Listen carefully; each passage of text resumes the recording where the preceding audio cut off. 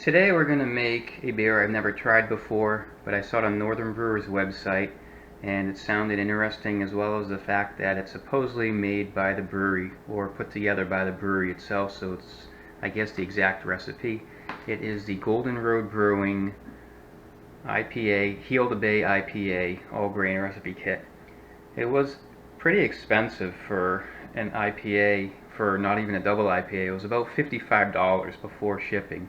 So I do have somewhat high expectations of this. We'll see how it comes out. When you order the kit, unfortunately, they require the grains to be crushed, which I don't quite understand why they had to do that. I did email them and they said to better control the quality of the beer. I don't believe that's an accurate statement, but it was the only way to order the all grain. You have to either get it all grain crushed or extract. And I also ordered the USO 5 yeast. I didn't want to go with the liquid yeast. Thought it'd just be a little bit easier since having a little bit of a tough time maintaining the lower temperature that the liquid yeast is requiring. But it's similar. It's basically the same yeast strain as the liquid yeast recommended, which here in the recipe you can see it. Actually, it looks like it's, Y yeast 1056, which from my understanding is the same strain as the USO 5. So hopefully it'll be the same quality as if I had used a liquid yeast. Tons of hops, as you can see. About, I don't know, about a pound of hops. So it's quite a bit. And once we get into the mash, I will be back. Okay, I've reached 152 degrees, so I'm going to mash in. And the more I looked at it, this entire grain bill is just 15 pounds of two-row. So the fact that they said they had to crush it themselves to maintain quality assurance seems awfully odd to me. Unless the brewery uses a specific type of crush. It's the only thing I can think of as to why they would not send the grains uncrushed. But it's pretty basic, just two-row. Can't mess that up, really. And once I'm done mashing in, we will resume videotaping because, again, I don't like to film 15 pounds of mashing in. It's pretty boring. So we're at the end of mashing in, and it's like extremely thick consistency, like oatmeal. Now I know a lot of times the Grainfather, the consistency is pretty thick. This is almost close to pushing the limit of the capacity. 15 pounds. We're a couple inches from the top.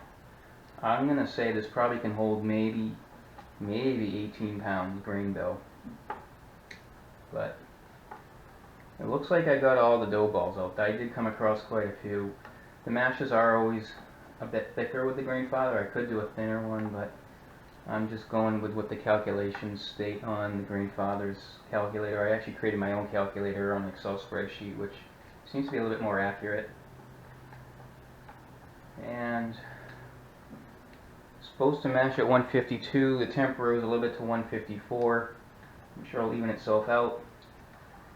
Do 60-minute mash. We'll see how we are on the efficiency or the gravity reading at that point. I may go to 75 minutes. We'll see. 10-minute mash out's complete. Just want to show you what it looks like. I think it's quite a bit darker. For just two-row, it's pretty dark. And I'm going to start the sparge. And once the sparge is complete, we'll be back at the start of the boil. I also did just take a gravity reading, and currently it's at 1069. It's a lot stronger than I was expecting it to be, but that's also before the sparge. I think this is supposed to be a 6.8% beer, but based on those numbers, and depending on how much the sparge reduces that gravity, it's going to be a very strong beer, which I was not anticipating. We just broke through the hot break, and it is now time for the first 60-minute edition hops, which are Bravo, 1 ounce of Bravo. And I'm going to use the hop spider today because there are a lot of hops.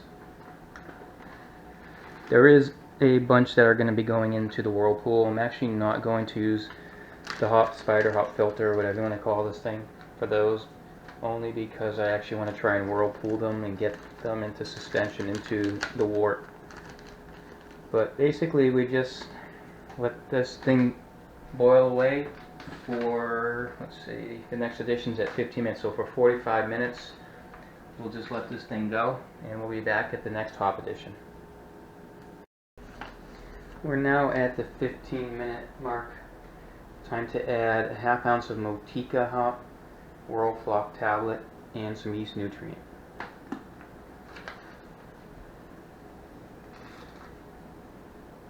And the next hop edition is at 5 minutes, so we'll be back in just a second.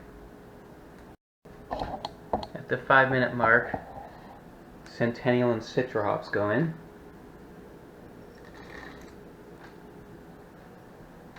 And there'll be one more hop addition at flame out. Okay, we've hit the 60-minute mark. What we're going to do now is add Centennial, Citra, and Motica hops for a 20-minute whirlpool. I'm going to actually dump these inside the unit itself and whirlpool them. I'll remove the hop screen when I whirlpool them, and put the hop screen back in when I'm not whirlpooling, just so all the hop oil still get infused into the wort during the 20-minute whirlpool time. I'm not going to film the whirlpool, but I will film the transfer of the beer or the wort into the fermenter, and then what the original gravity reading will be. Okay, we're now in the chilling part. Did the 20-minute whirlpool. I'm using a double filter just to make sure that all the hops get filtered out before they go into the fermenter. The gravity came out at 1065.